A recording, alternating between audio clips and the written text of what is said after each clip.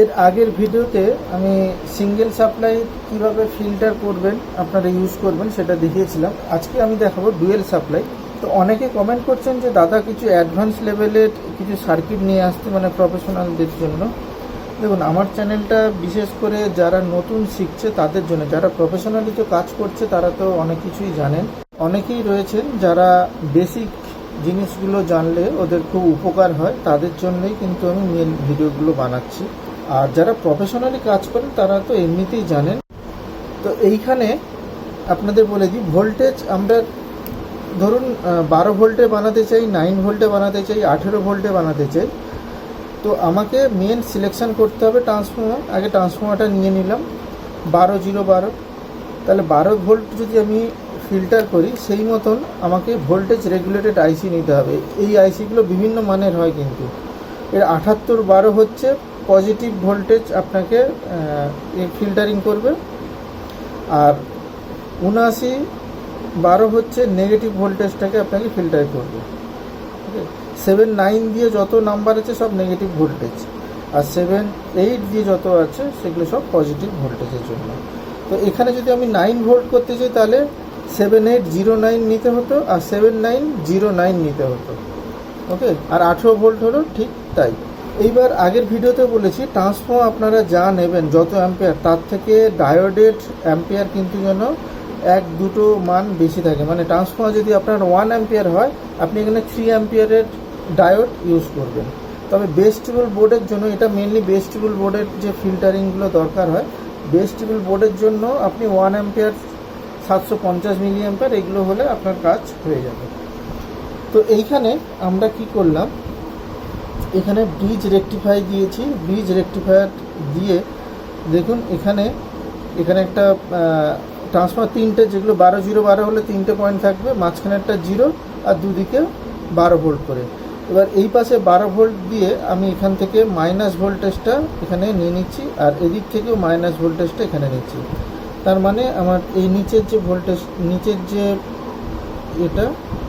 এটা জাম্পার হবে, জাম্পার হয়ে এর নিচে চলে আসবে। ঠিক আছে, এটা হচ্ছে মাইনাস ভোল্টেজ ডিই। আর এইখান থেকে আর একটা পয়েন্ট দিয়েছি, এখান থেকে এখানে যে পয়েন্টটা আছে এইখান থেকে প্লাস ভোল্টেজটা আমরা পেয়ে যাব। ঠিক আছে, এই হচ্ছে প্লাস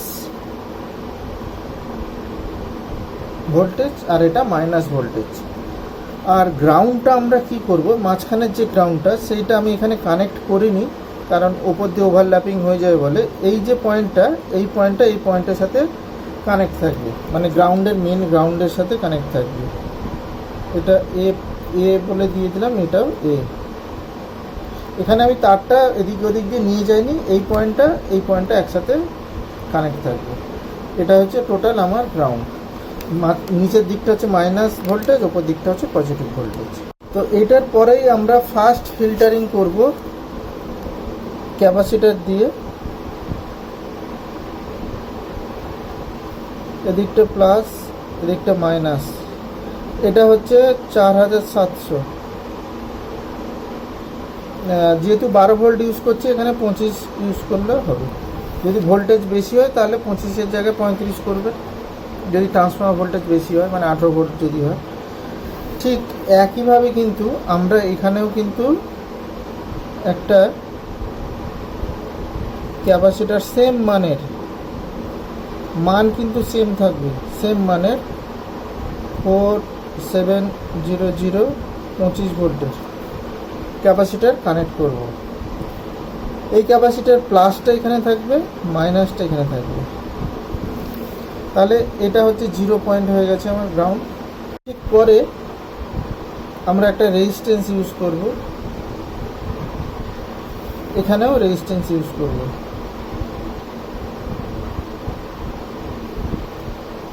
এটার মান হচ্ছে 2.2 ওহমস, 2 ওয়াটের ইউজ করব। এটাও ঠিক একই 2.2 ওহমসের 2 ওয়াটের। এর ঠিক পরে আমরা আবার সেকেন্ড ফিল্টারিং করব ক্যাপাসিটার দিয়ে।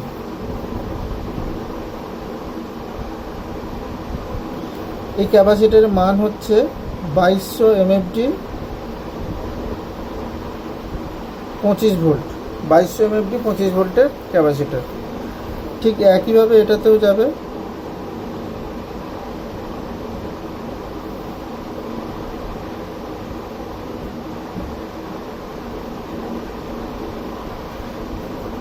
প্লাস থাকবে এখানে, মাইনাস এখানে, প্লাস এখানে, মাইনাস এখানে।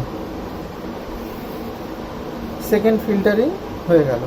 এরপরে আমরা ভোল্টেজ রেগুলেটেড আইসি দিয়ে আমরা ফিল্টারিং করব।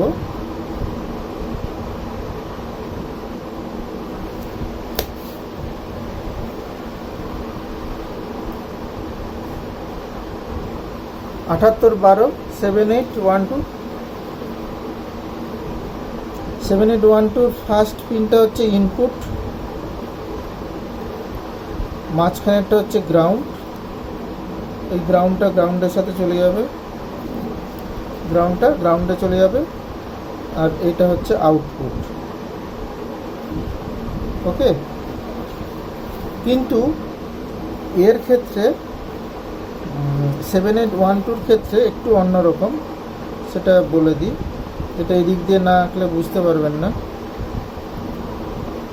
7912 ক্ষেত্রে কী হবে, মাইনাস ভোল্টেজের, তো মাইনাস ভোল্টেজের জন্য ওর যে ফার্স্ট যে পিনটা সেটা থাকে গ্রাউন্ডে কানেকশান থাকে, ফার্স্ট পিনটা গ্রাউন্ডে কানেকশান থাকে, আর মাঝখানের পিন দিয়ে ইনপুট হয়,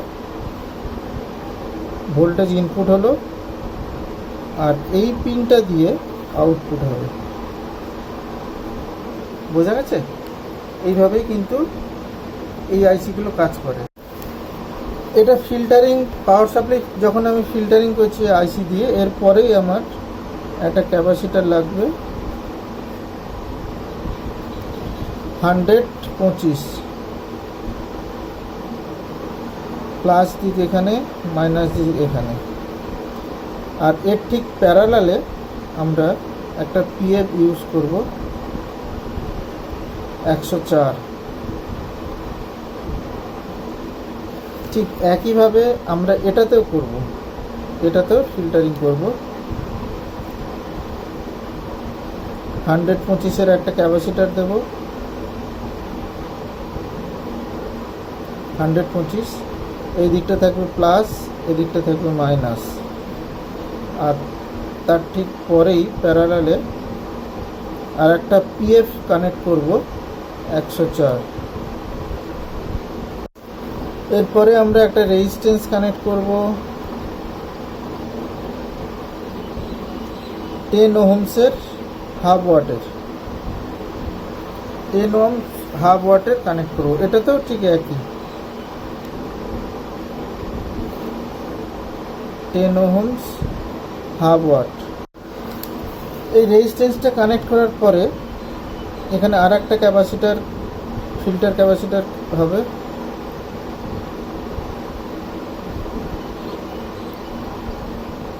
(470) 25। এখানেও ঠিক তাই, 470, 25। এদিকে প্লাস, এদিকে মাইনাস, এদিকে প্লাস, এদিকে মাইনাস। এইখানে তাহলে আমরা কি পেলাম, এখানে হচ্ছে প্লাস 12 ভোল্ট পেয়ে গেলাম, এটা হচ্ছে গ্রাউন্ড, এটা গ্রাউন্ড পেয়ে গেলাম, আর এটা মাইনাস 12 ভোল্ট পেয়ে গেলাম। এই পাওয়ার সাপ্লাই, অনেক ফিল্টার পাওয়ার সাপ্লাই আপনারা বানিয়ে রাখতে পারেন, ভেস্টিবুল বোর্ডের জন্য কিন্তু খুবই দরকারি। তো আজকের এই ভিডিওটা আপনাদের কেমন লাগলো আমাকে কমেন্ট বক্সে জানাবেন। দেখা হবে পরে কোনো এক ভিডিওতে।